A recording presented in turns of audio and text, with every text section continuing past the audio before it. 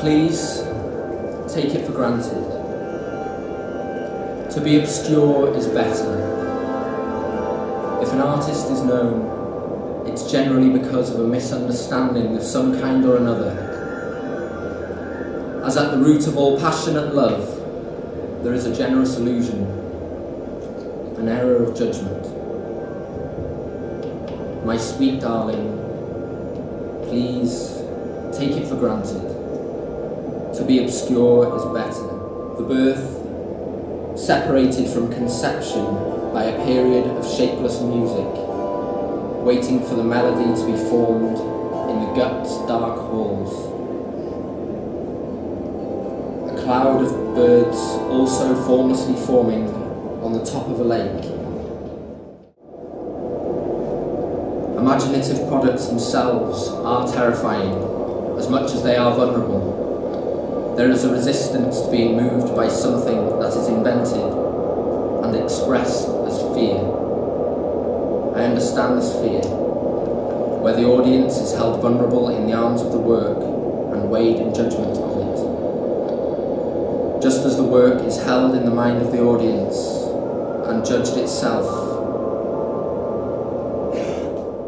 This level of happiness is the one that you cannot invent, although it is the one we write and read of constantly. It brings a tear to the eye. It seems that we were turning in the light like a pair of tears that reached up to the ceiling, twisted in each other. So good and so romantic. This moment changed us at every point in our being. It is as though we were being hollowed out by a roaring happiness that reached back to the dawn of all happiness. It's down these emotions we can see such a distance sometimes. We have risen such a long way in such a short time, we think. This is why I am so tired and my laughter is so hollow. From a city or to a small person, these same feelings. The bottom of the ocean and the contours up inside our mouths. Stranger things. The poem isn't fully formed, but it is complete, and it is delicate and whole. At first I thought it would be a skeleton, but it was so perfect and soft and pink. I thought to keep it isolate from everything and to turn it out onto the page naked and defenceless as it was. At that moment the dark music had ceased and my blood, my love and all my vulnerability had been released, embodied in that. My fatherhood put aside for one moment.